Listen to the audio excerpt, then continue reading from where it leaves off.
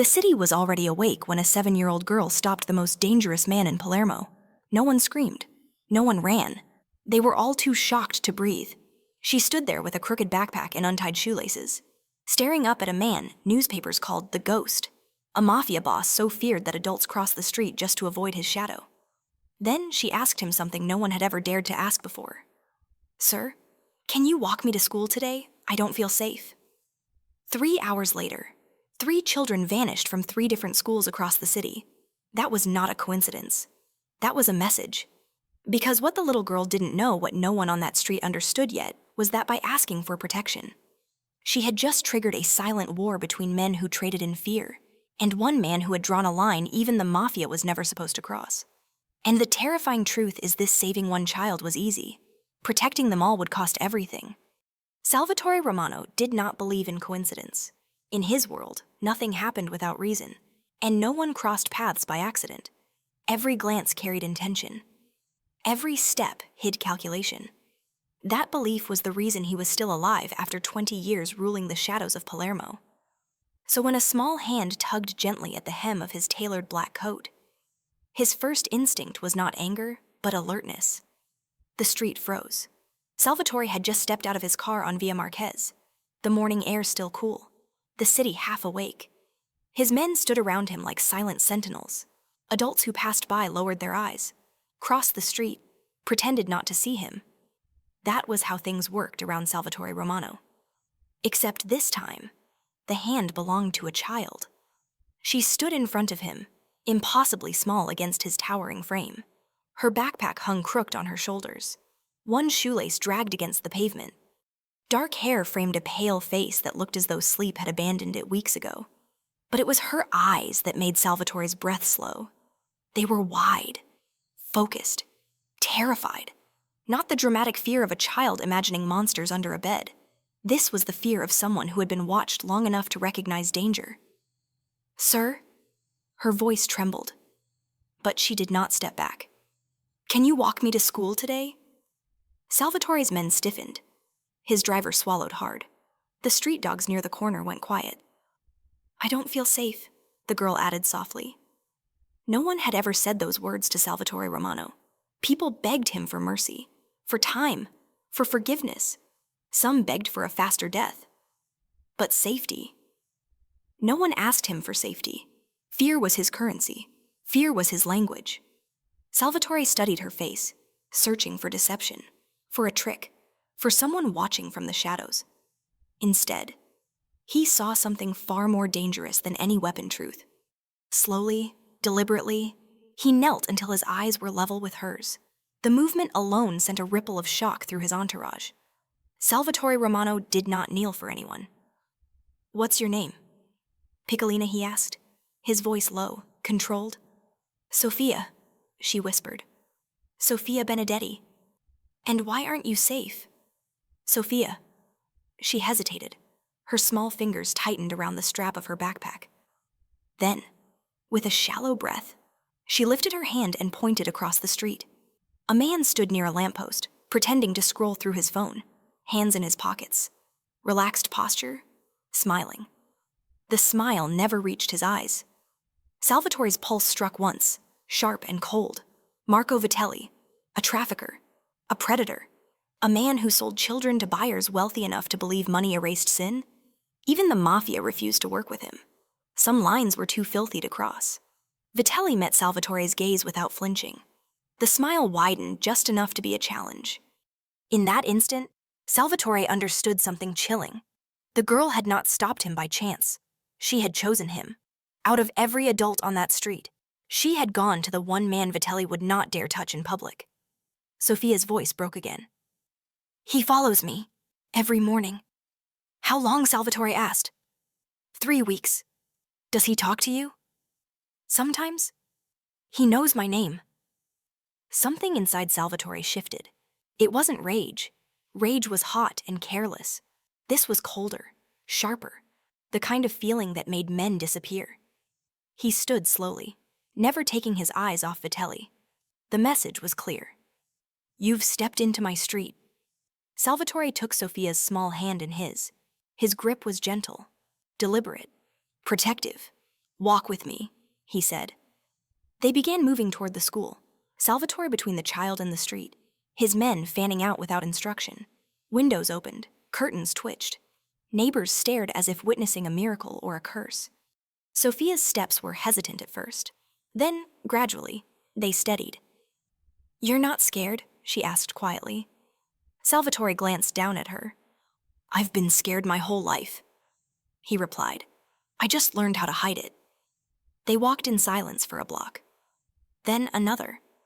Salvatore noticed how Sophia no longer looked behind her every few seconds. Her breathing slowed. Her shoulders relaxed. "Just a little.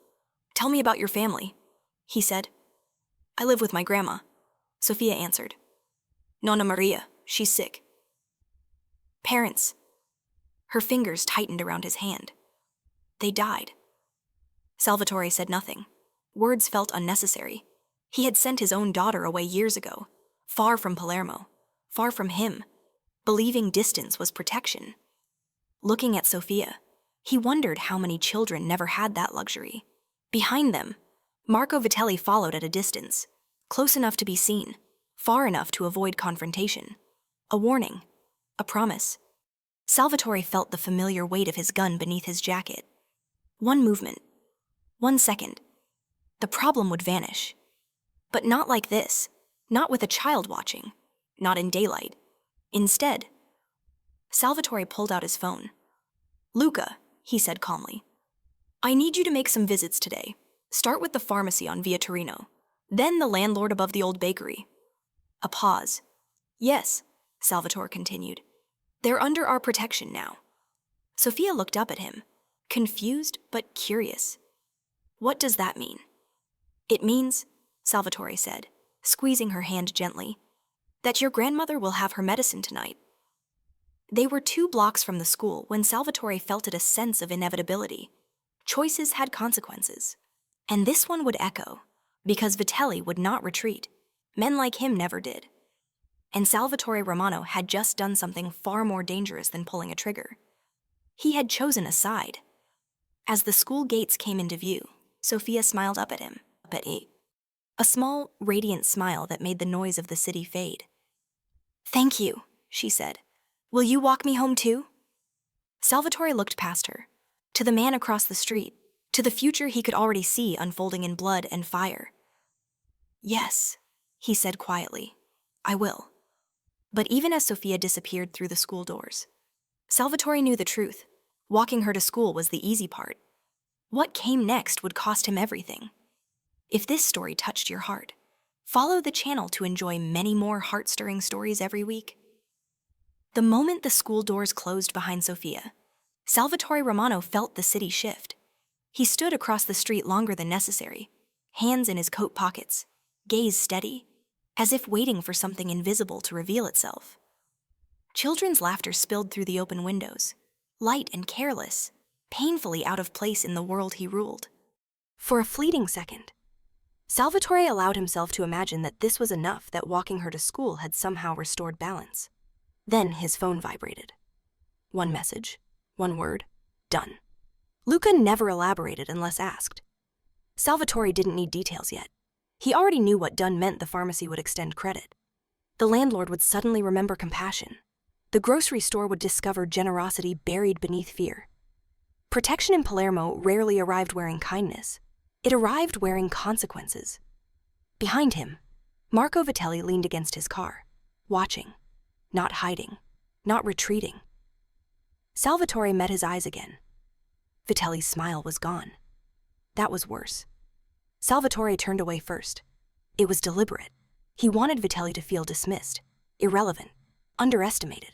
Predators hated that more than threats. By the time Salvatore reached his office overlooking the harbor, the city had begun to whisper. His men moved differently. Conversations stopped when he entered rooms. Respect, yes, but also confusion. Salvatore Romano protected territory, not people. He destroyed enemies, not problems. This morning, he had done neither. He poured himself a drink but didn't touch it. Instead, he stared out at the ships gliding across gray water, carrying cargo both legal and otherwise. He had built his empire by understanding how things moved goods, Money, fear, children were never part of that equation. He had insured it. Until now. "Boss," Luca said quietly from behind him. "Vitelli's men are restless. They should be," Salvatore replied. "Anyone watching schools?" "Yes, more than usual." Salvatore closed his eyes for a moment. "Good." Luca hesitated. "This isn't just about the girl anymore, is it?" Salvatore opened his eyes. No. It stopped being about her the moment Vitelli didn't back away.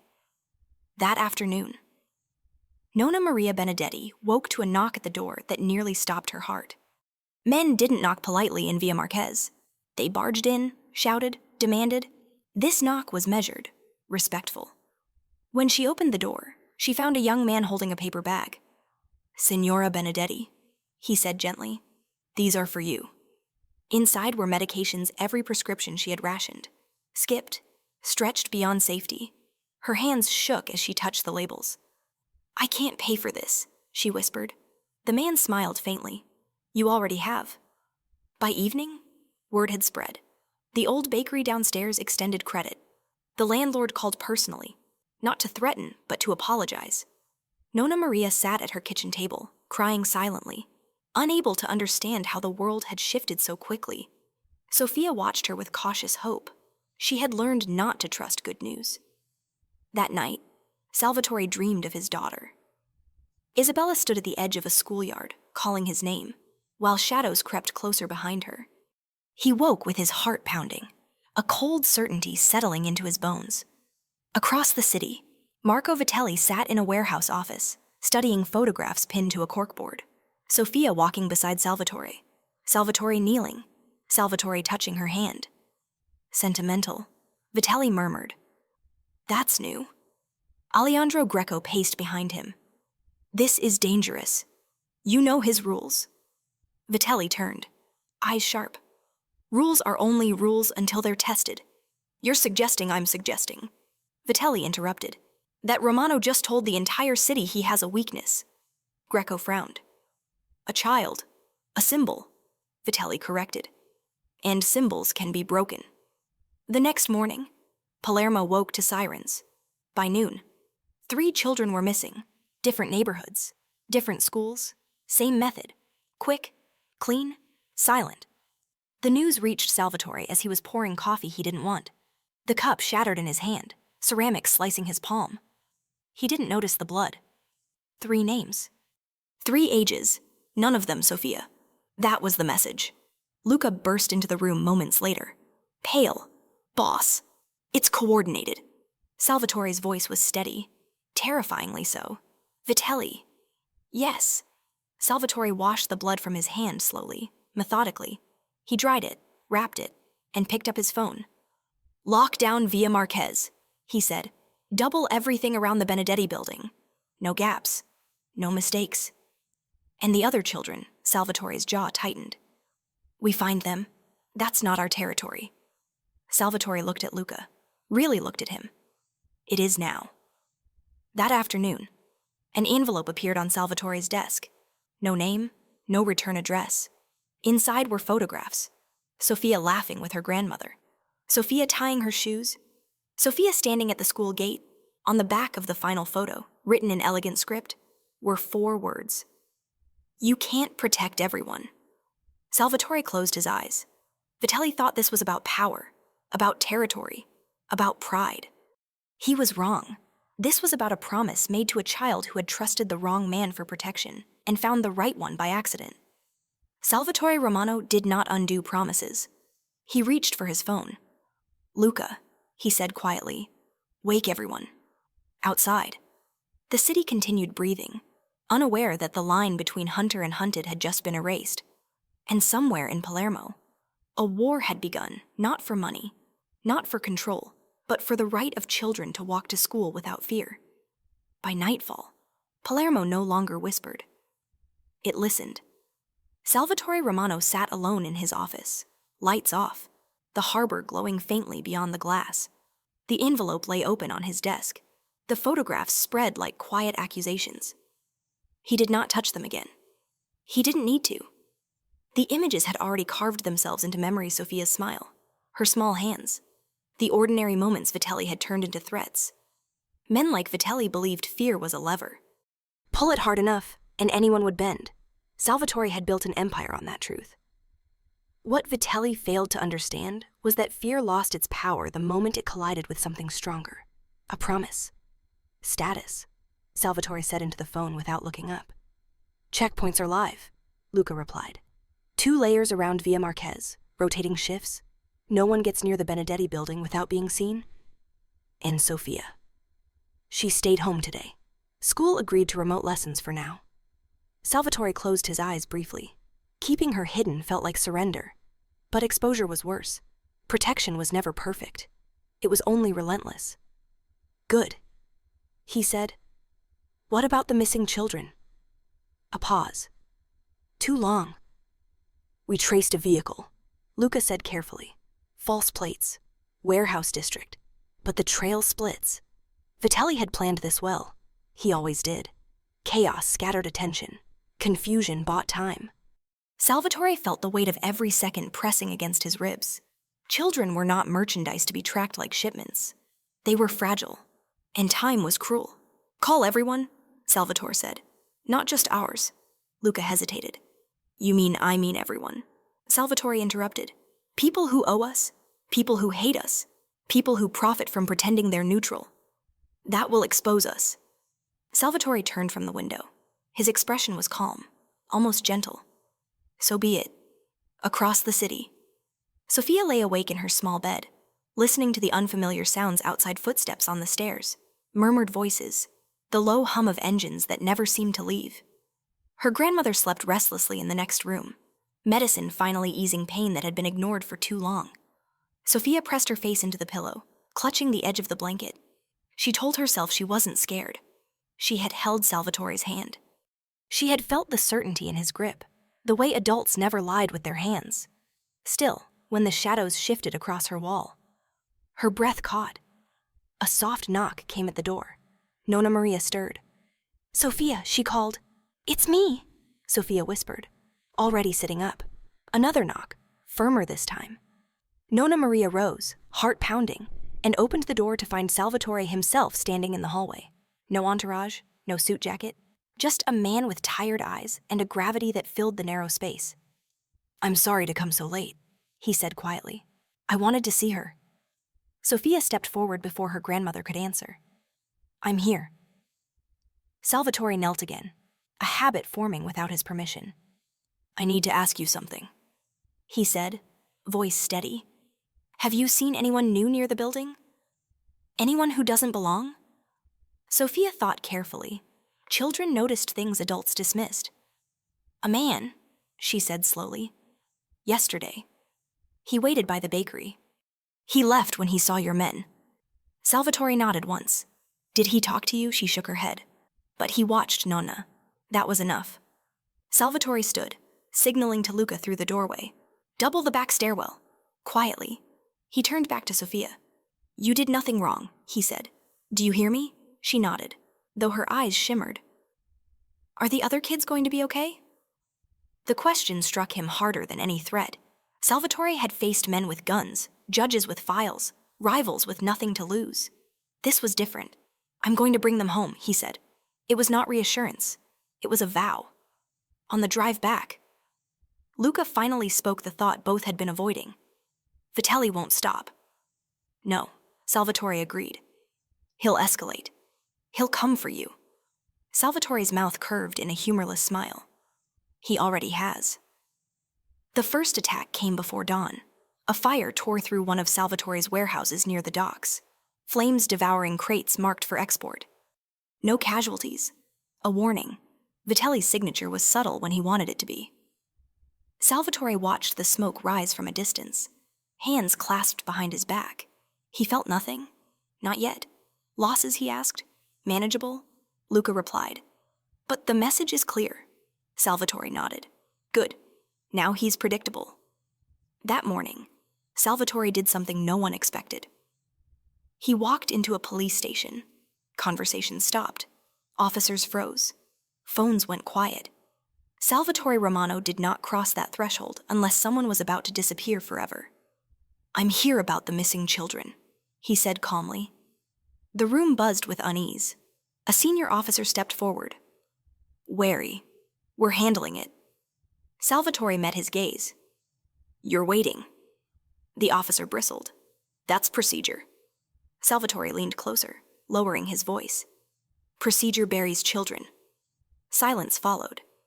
Heavy. Uncomfortable. I have information, Salvatore continued. Routes. Names. Places you won't look because they make powerful people nervous. And what do you want in return? The officer asked. Salvatore straightened. Nothing. The word landed harder than any demand. Outside. As Salvatore stepped back into the street, Luca exhaled sharply. You just crossed a line. Salvatore glanced toward the east, where the sun crept over rooftops. No, he said softly. I erased one. By evening, Vitelli learned about the police visit. He laughed at first. Then he stopped, because Salvatore Romano was no longer playing the game as it was written. He was rewriting it, and somewhere between the harbor and Via Marquez, between power and purpose, a man who had ruled through fear was discovering the most dangerous thing he had ever become: unpredictable. Palermo did not erupt after the fire. It tightened. The streets grew quieter, not with peace but with calculation. Shopkeepers opened later. Conversations ended mid-sentence. People sensed a shift they could not name, only feel, like the air before a storm. Salvatore Romano had crossed into territory no one in his position ever entered willingly public exposure. He had spoken to police, protected a child openly, and dared a trafficker to respond. Marco Vitelli did not disappoint. By mid-morning, Salvatore received confirmation that two of his lesser distribution routes had been quietly disrupted. Drivers pulled over for random inspections. Warehouses flagged for code violations that had been ignored for years. It was elegant, surgical pressure the kind Vitelli favored when he wanted to remind someone that power wore many faces. Salvatore listened without comment as Luca listed the developments. When Luca finished, silence stretched between them. He's testing you, Luca said finally, seeing how far you'll go.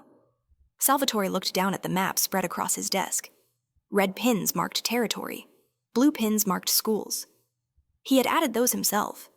He already knows, Salvatore replied. Now he's trying to make me stop. He reached for his coat. Where are you going? Luca asked.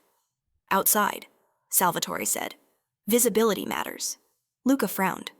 That makes you vulnerable. Salvatore met his eyes. Good. On Via Marquez. Sophia watched from behind the curtain as Salvatore stepped onto the street. He didn't look armored. No dramatic entrances. Just a man walking as if he belonged everywhere. Because in many ways, he did. Her heart lifted despite herself. Adults had a way of leaving when danger came. He hadn't. Nonna Maria noticed the look on her granddaughter's face. He makes you feel safe, she said softly. Sophia nodded. He listens. That afternoon, Salvatore did something else unexpected. He went to the school. No announcement, no motorcade. He arrived during recess, when children spilled across the yard like bright fragments of life.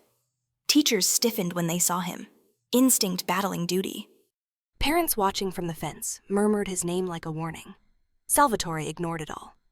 He stood near the gate, hands in his pockets, eyes scanning. He wasn't looking for threats alone. He was looking for patterns.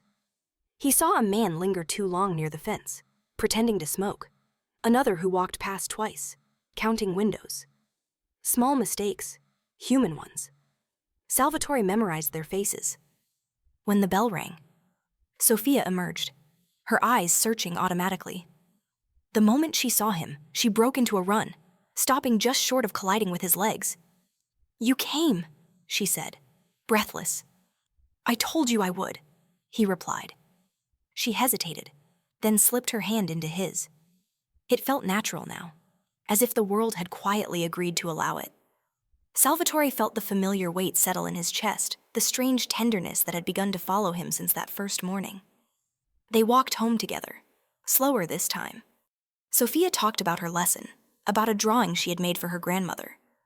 Salvatore listened, not because the details mattered, but because she did.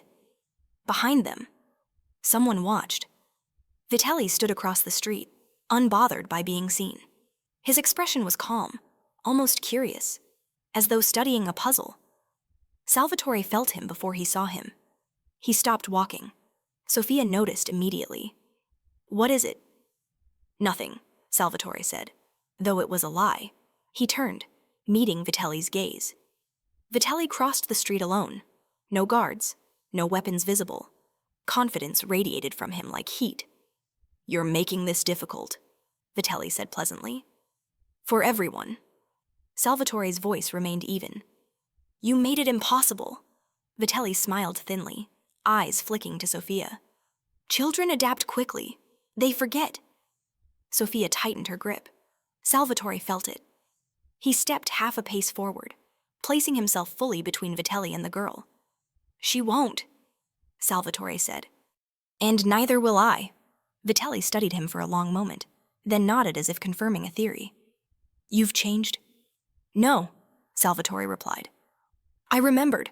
Vitelli's smile vanished. "You can't protect them all." Salvatore leaned closer, lowering his voice. "Watch me." Vitelli stepped back, retreating not out of fear, but calculation.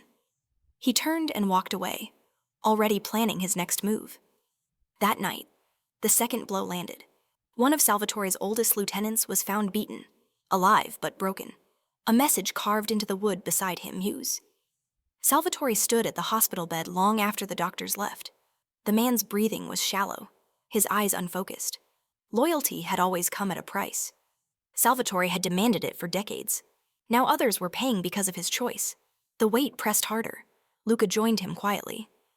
"This is what he wants, to make you doubt." Salvatore did not respond immediately. He looked at the man who had followed him since his youth, who had believed in him without question. "I won't trade children for peace," Salvatore said at last. Luca nodded. "Then we escalate." "No," Salvatore replied. "We change the battlefield." He turned away from the bed. Decisions settling like stone. Vitelli believes fear ends this. We'll prove him wrong. Back on Via Marquez. Sophia slept curled against her grandmother, unaware of the lines being redrawn across the city because of her small, brave voice. Outside, men watched from shadows. Engines idled. Phones buzzed with orders. Palermo was no longer choosing sides quietly. And Salvatore Romano understood something with chilling clarity. This was no longer about stopping a trafficker. It was about what kind of city would remain when the dust finally settled. The first thing Salvatore Romano learned was that mercy did not slow a war.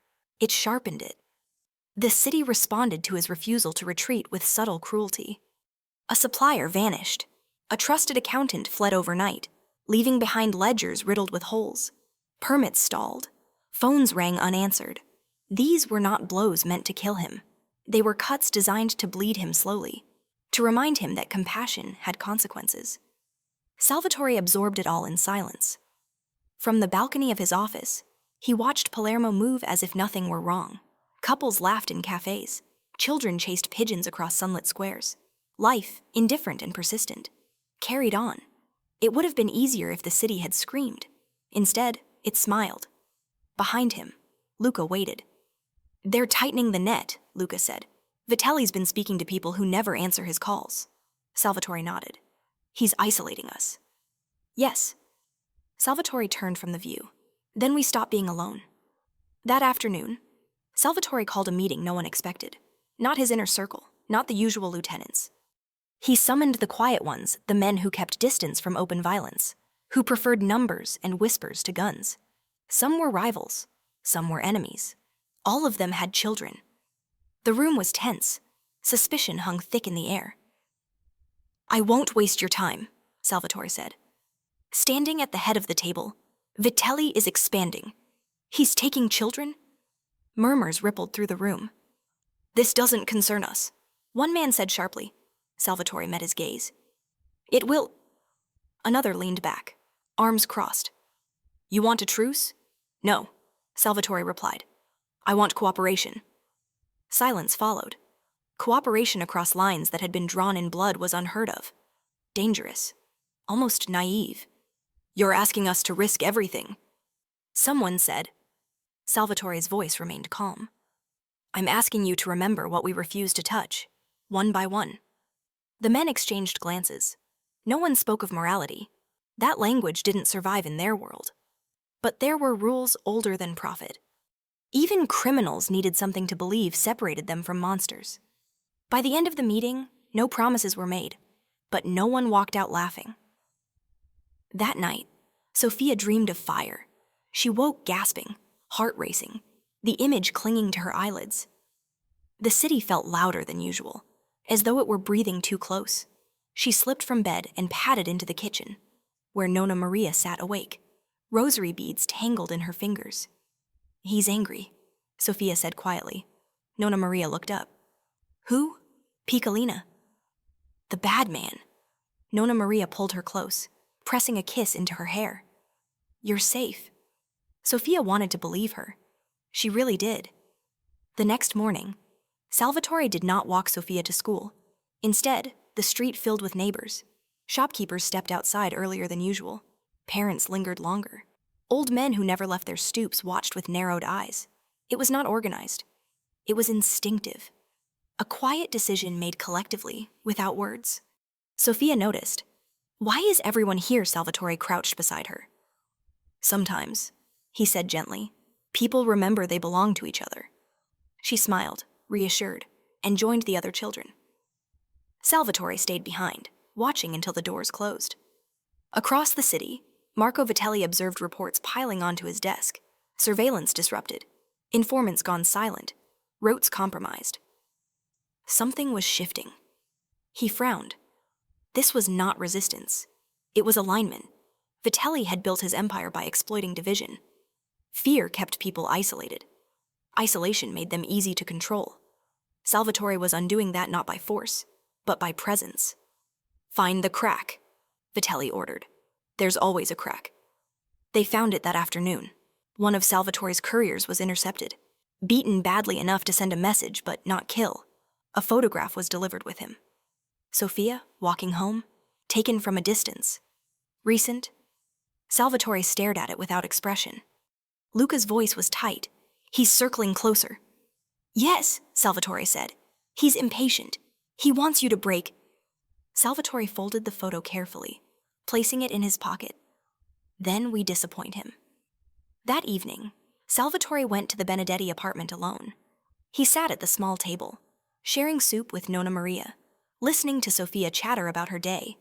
The normalcy felt almost dangerous, fragile as glass. Sophia watched him closely. Are you mad at me? The question caught him off guard. Why would I be? Because bad things keep happening. Salvatore set his spoon down. Listen to me, he said softly. None of this is because of you. She studied his face, searching for certainty. You promise? He held her gaze. I promise. Outside. Engines idled. Men watched from shadows. Danger pressed close. When Salvatore left, he paused in the hallway, resting his forehead briefly against the cool wall. He had made promises he could not afford to break. The next morning, news broke quietly. One of Vitelli's warehouses had been seized by authorities following an anonymous tip. Inside, evidence, names, routes. Vitelli read the report in silence. Salvatore Romano had not attacked him. He had exposed him. Vitelli's jaw tightened. He finally understood the shift. This was not a war of territory anymore. It was a war of legitimacy. Salvatore was daring the city to choose, and for the first time. Marco Vitelli felt something unfamiliar settle in his chest. Concern, because fear could be controlled. But once people stopped being afraid, there was no telling what they might do next. The city did not celebrate the seizure of Vitelli's warehouse. It braced. Salvatore Romano understood that silence better than applause. Silence meant fear was still alive, but no longer obedient. People were watching now, not hiding, not fleeing, but waiting to see who would blink first. In wars like this, hesitation was fatal. Salvatore did not hesitate. He moved Sophia and Nona Maria out of Via Marquez before dawn, quietly, without explanations that would only invite panic. A modest apartment overlooking the sea replaced the old one above the bakery. Same distance to school, stronger walls, fewer blind corners. protection without imprisonment. Sophia noticed immediately. "It smells different," she said as Salvatore walked her through the new rooms. "Like salt. The sea reminds people that nothing stays still forever," he replied. She tilted her head. "Is that good?" "For now," Salvatore said. That evening, Salvatore stood on the balcony watching waves collide with stone while Luca delivered updates. Vitelli's finances were tightening. Allies were retreating. Law enforcement pressure was no longer selective, it was constant. On paper, Salvatore was winning. In reality, he was losing sleep. "You should rest," Luca said.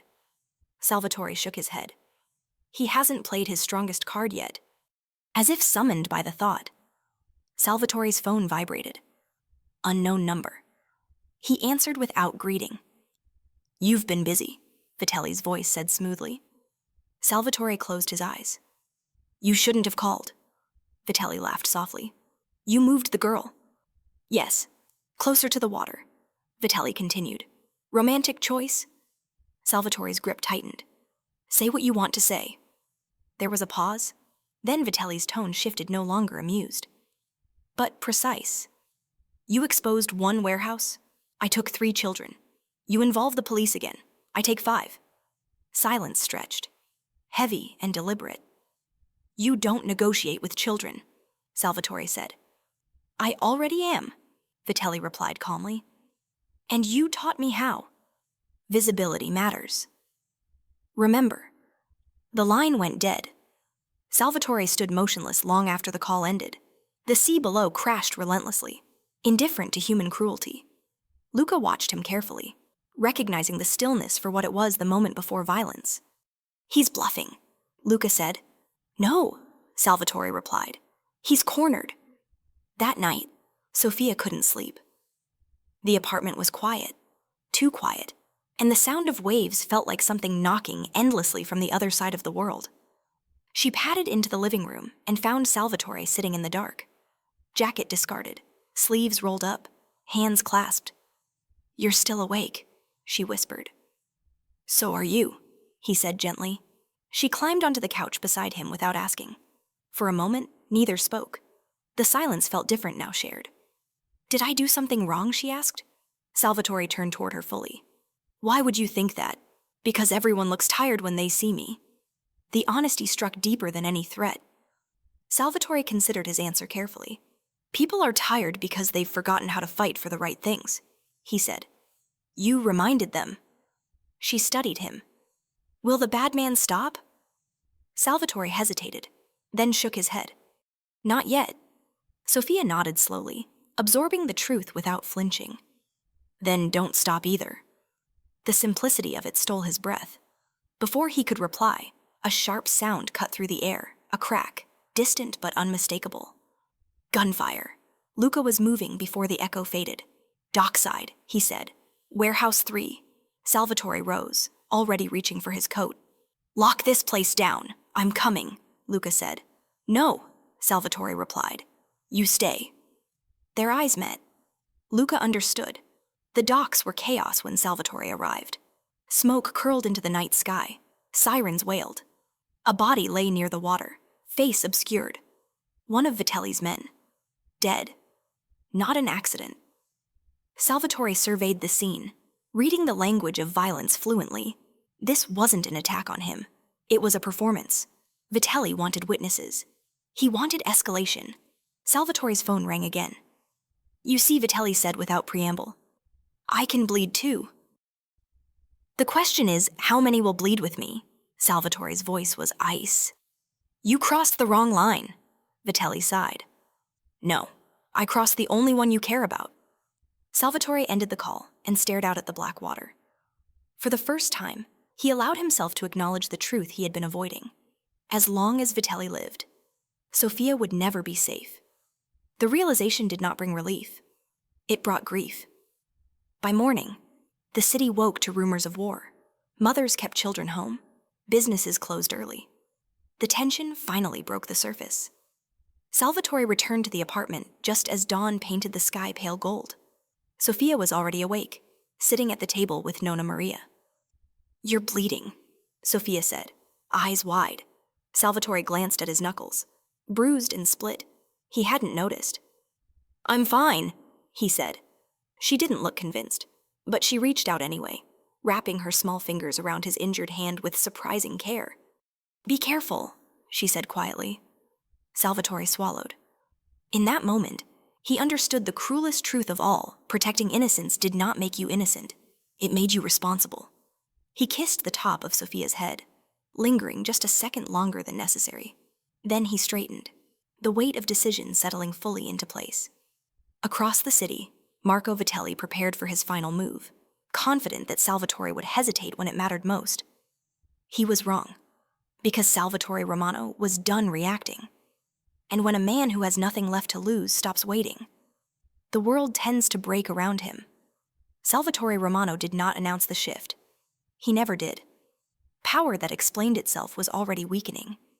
Instead, the city felt it in the smallest ways. Phones that rang once and were answered. Doors that opened without being knocked on. Names that surfaced after years of silence. The web tightened, not with noise, but with inevitability. He began with the margins. Not Vitelli's soldiers or warehouses, but the places where certainty leaked accountants who laundered without asking questions. Drivers who believed ignorance was immunity. Brokers who sold routes as if they were maps and not lives. Salvatore didn't threaten them. He didn't need to. He showed them the truth documents laid out with a patience that felt merciless. Timelines that connected dots they had convinced themselves were unconnected. Choose. The city had been told. Now it was choosing. By the second night, 3 safe houses emptied themselves. By the third, a shipping clerk turned himself in with a ledger he'd hidden for years. Salvatore watched the reports with an expression that never changed. But inside, something loosened. Momentum had a sound quiet, like breath finally released. Across the water, Vitelli felt it too. He paced his office, agitation sharpening his movements. His men spoke less, avoided eye contact. Fear was still there, but it had shifted direction. Fear of loss had become fear of exposure, and exposure was a currency Vitelli had never respected until now. "Find the girl," he said finally, not to take her, to be seen near her. Alejandro Greco hesitated. "That's reckless." Vitelli's eyes flicked up. "It's necessary." The following afternoon, Sophia noticed the man before anyone else did. She was drawing at the table waves and birds. The sea rendered with the seriousness of a child intent on understanding something vast when her hand stilled. She looked toward the window. The reflection in the glass showed movement below. "Salvatore," she said softly. He crossed the room at once, scanning the street from a narrow angle. A man leaned against a parked scooter, pretending to text. The posture was wrong, the stillness too practiced. Salvatore felt the old instinct rise hot. Decisive, but he pressed it down. Violence would confirm Vitelli's narrative. This time, he chose something colder. He picked up the phone. "Now," he said. Within minutes, 2 unmarked cars drifted into view and stopped with casual precision. Men stepped out, not his, not the police, but something in between. Observers, recorders. The man by the scooter noticed too late. He straightened, glanced around, and left quickly, disappearing into a side street that suddenly felt much narrower. Sophia exhaled, only then realizing she'd been holding her breath. Salvatore turned to her. "You did well," he said. For what, she asked. For noticing. That night, Salvatore met with someone he had avoided for years, a woman whose influence threaded through the city in ways maps could not capture. She listened without interrupting, her expression unreadable. "You're asking me to burn bridges," she said at last. "I'm asking you to choose which side of the fire you stand on." Salvatore replied. She smiled faintly. "You've changed." "No," he said again. "I remembered. By dawn, the first child was found. Alive. Disoriented but breathing, hidden in a storage unit miles from the city center. The news did not spread quickly. Salvatore ensured that rescues were fragile things. They broke under celebration. When Luca delivered the report, Salvatore closed his eyes briefly. not relief focus. One was not enough. One never was. Vitelli heard within the hour. His hand slammed down on the desk hard enough to rattle glass. He's stealing my leverage. He hissed. No, Greco said carefully. He's erasing it. Vitelli stared at the wall, calculations collapsing and reforming. The war had shifted from control to credibility, from fear to trust. He had underestimated that battlefield. He reached for his phone. Romano, he said when the line connected. You think this ends with applause? Salvatore's reply was calm. I think it ends with children going home. Vitelli laughed. But it cracked. You'll drown the city in blood. Salvatore's voice lowered. You already tried. He ended the call. That evening, Sophia waited on the balcony as the sky softened into amber. Salvatore joined her, standing close enough that she could feel the warmth of him without touching. Did you find them? She asked. One, he said. We're finding the rest. She nodded, satisfied. Trust, once given, had weight. Salvatore watched the horizon and understood something that surprised him. The war had changed him. Yes, but it had also clarified him. The lines he had drawn for survival were being redrawn for meaning. He did not know how it would end. He only knew he would not step back. Somewhere in the city, another door opened. Another voice spoke. Another child waited to be found. And Marco Vitelli, for the first time, felt the ground shift beneath his feet, not because a rival threatened him, but because the city had begun to believe in someone else. The waiting was over. Now came the reckoning. The city changed its rhythm. Not dramatically, not loudly, no sirens, no public declarations, but in the way people paused before answering unfamiliar calls. In the way doors were opened only after faces were recognized. Palermo had learned to listen again, and listening made secrets restless. Salvatore Romano felt it everywhere. Information reached him faster now, cleaner. Names came without pressure. Locations surfaced without bargaining. The city was no longer waiting to see who would win. It was preparing for what came after. That, Salvatore knew, was far more dangerous than open war, because endings demanded accountability. The second child was found 2 days later, hidden in a rural clinic that existed more on paper than in reality. Alive, traumatized, returned quietly to a family that had forgotten how to hope. Salvatore watched from a distance as the child was reunited with his mother, her sobs breaking something old and rigid in his chest. 2 was still not enough. Vitelli understood the shift as well. He no longer slept in his primary residence. His routes changed hourly. Trust eroded like wet paper. Men who had once smiled too easily now spoke in fragments. Every sentence a calculation. Fear had turned inward. You're losing them, Greco said one night, unable to keep the warning from his voice. Vitelli stared at the city lights below his temporary office. No, he replied softly. They're losing faith, and that's worse. Vitelli turned, eyes sharp. Faith can be broken. That same night, Salvatore received a message that did not come through channels, nor through intermediaries. It arrived handwritten, delivered by a boy who ran away before anyone could ask questions. A location, a time, one sentence beneath it.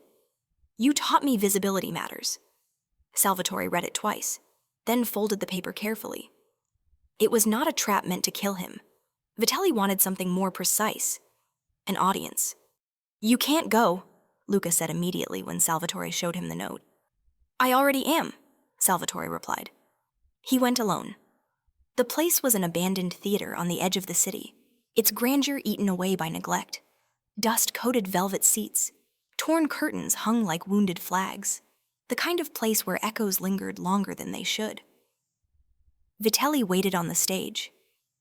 You always liked symbolism, Salvatore said as he stepped into the aisle. Vitelli smiled thinly. So did you. You just pretended otherwise. They stood facing each other, distance measured, violence restrained by something heavier than fear. You're forcing my hand, Vitelli said. You forced it the moment you touched children, Salvatore replied. Vitelli's eyes flickered. I touched what you cared about. That's the difference between us, Salvatore said calmly. You touch. I protect.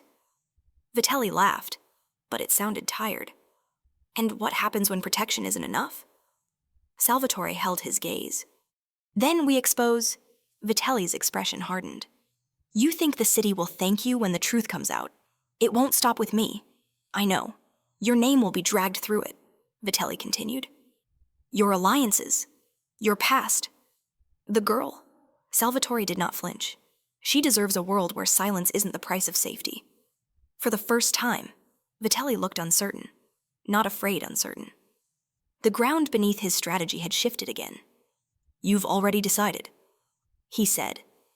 Yes. Vitelli exhaled slowly. Then let's end the performance. They parted without a handshake. Outside, the night felt colder. The next morning, Palermo woke to headlines that were impossible to ignore. Investigations expanded. Files reopened. Names surfaced that had never been spoken aloud. The story was no longer about one man. It was about a system that had thrived on quiet complicity. Salvatore watched it unfold from his office, jaw set, knowing the price was coming. By afternoon, Sophia noticed the change. You're sad, she said, sitting across from him, legs swinging slightly as she ate. I'm thoughtful, he corrected gently. She frowned. That's sad with thinking. He smiled despite himself. You might be right. Did you stop the bad man, she asked. Not yet, Salvatore replied. But he's running out of places to hide. Sophia considered this. That's good. Yes, Salvatore said. And dangerous. That evening, a final message arrived, this time not from Vitelli, but from someone Salvatore had not expected. A name tied to authority, to legitimacy, to consequences. The truth was ready to be made public. Salvatore stood on the balcony as the sun sank into the sea, feeling the weight of what he had set in motion. He had protected a child, and in doing so, challenged an entire order. There would be no quiet return to before. Some bridges burned only once. Insane, Sophia laughed at something Nonna Maria said, her voice light and unburdened. Salvatore closed his eyes briefly. If the cost of that laughter was everything he had built, then so be it. Across the city, Marco Vitelli prepared his final contingency. Knowing that survival no longer meant victory, it meant delay. And delay, Salvatore knew, was no longer an option.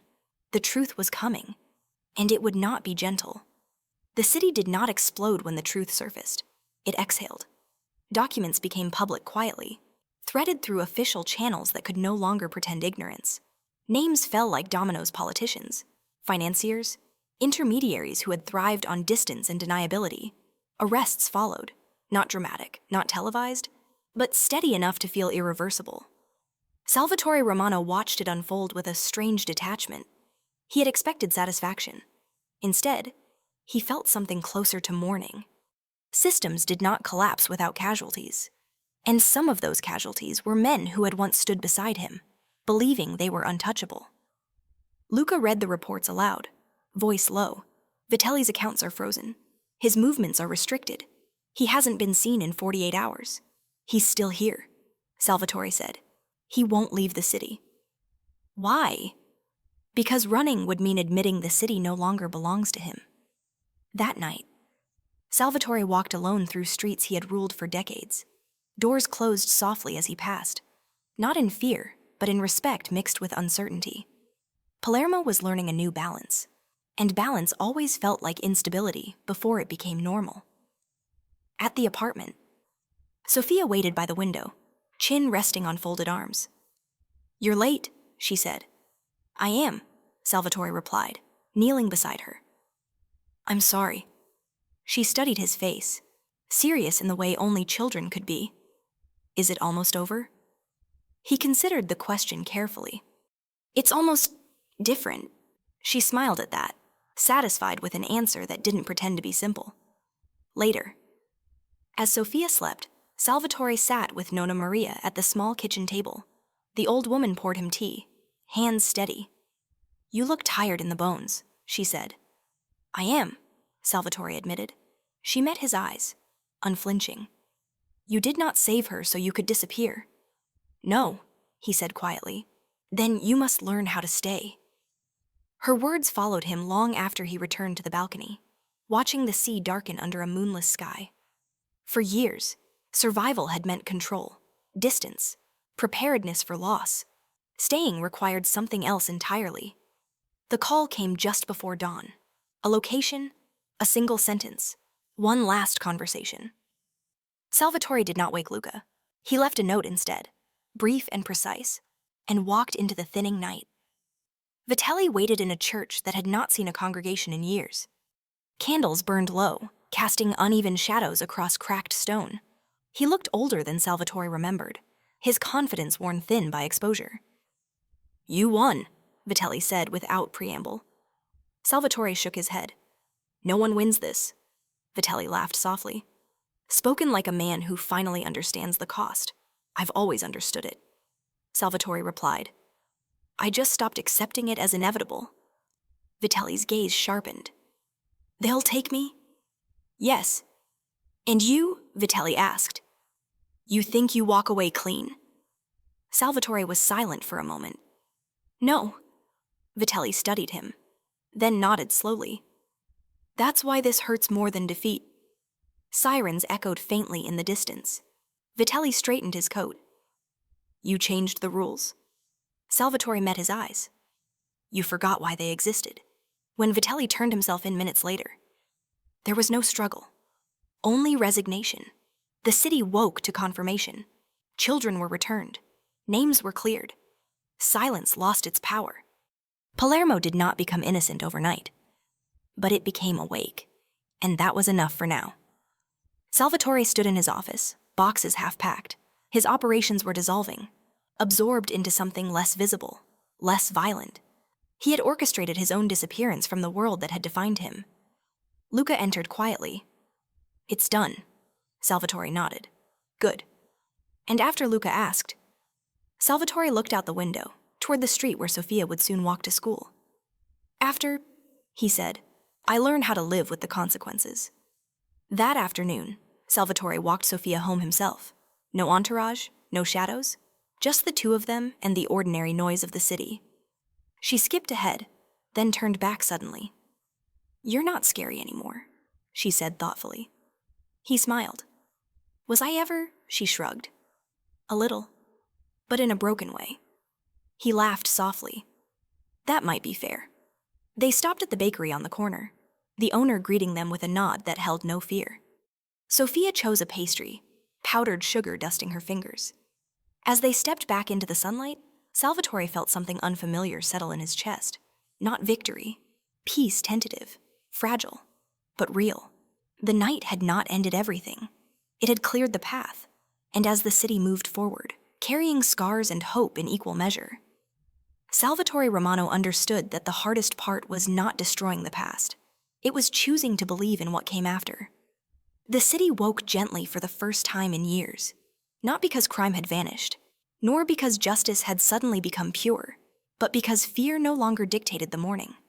Palermo breathed like a place remembering itself, shops opening without hesitation, conversations lingering instead of cutting short, parents walking their children to school without scanning every shadow. Salvatore Romano watched it all from a modest apartment near the sea, sunlight slipping through open curtains. The silence here was different. It did not demand vigilance. It invited rest. He was learning how to accept that. Sofia sat at the small table, legs swinging, carefully tying her shoes for school. She no longer rushed, no longer glanced toward the door every few seconds. Safety had settled into her body, not as a promise, but as habit. "You're staring again," she said without looking up.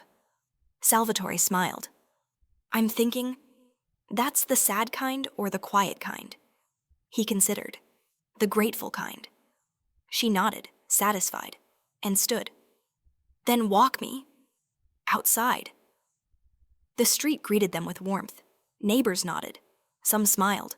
No reverence, no fear, just recognition. Salvatore felt lighter with every step, as if the city had loosened its grip on him at last. At the school gates, Sofia stopped and turned to him. "You're not leaving, right?" He knelt to her level, meeting her eyes with a seriousness earned through truth. "No," he said, "I'm staying." She hugged him without warning, quick and fierce, then ran inside without looking back. Salvatore remained there a moment longer, hand resting against the gate, absorbing the ordinary miracle of it. His days changed shape. There were no meetings at midnight, no coded calls, no calculations measured in blood. Instead, mornings brought coffee shared with Nonna Maria, afternoons filled with paperwork that dismantled rather than controlled, evenings where the sea became company instead of escape. He worked quietly now, advising from a distance, ensuring the systems that replaced the old ones did not rot in the same way. It was not redemption. He did not believe in such clean conclusions.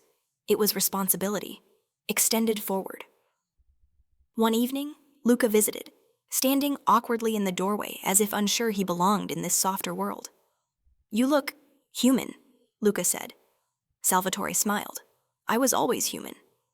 "Yes," Luca replied, "but now you act like it." They shared a drink on the balcony, watching the horizon melt into dusk. No plans, no urgency, just presence. "Do you regret it?" Luca asked quietly. Salvatore did not answer immediately. He thought of Vitelli's empty office, of names erased from power, of lives disrupted. He thought of Sophia's laughter echoing down the hallway. "No," he said at last. "But I respect the weight of it." Luca nodded. Understanding. Months passed. The city continued its uneven healing. Scars remained, but they no longer defined every movement. Children returned to routines. Trust grew slowly, like something fragile but determined. One afternoon, Sophia came home with a drawing. She placed it on the table carefully. It showed the sea, the city, and two figures holding hands, one tall, one small. "What's it called?" Salvatore asked. She thought for a moment. Home. The word settled into him, deep and steady. That night, Salvatore dreamed not of fire or blood, but of streets filled with light. When he woke, the fear did not return. On a quiet morning, as bells rang faintly in the distance, Salvatore walked Sophia to school again. The routine had become sacred in its simplicity. At the corner, she stopped and looked up at him. "You know," she said, "you're not scary at all anymore." He raised an eyebrow. "Not even a little." She grinned. "Only when you burn the toast." He laughed, the sound unguarded. As she disappeared through the gates, Salvatore turned back toward the sea, hands in his pockets, steps unhurried. He had not erased his past. It walked beside him, quieter now, no longer steering. He had not become a hero. He had become something harder, a man who chose to stay, and in a city that had lived too long under shadows. That choice mattered more than any empire ever could. Palermo moved forward, imperfect and alive. And Salvatore Romano, once feared, once untouchable, finally learned what it meant to belong, not to power, but to peace.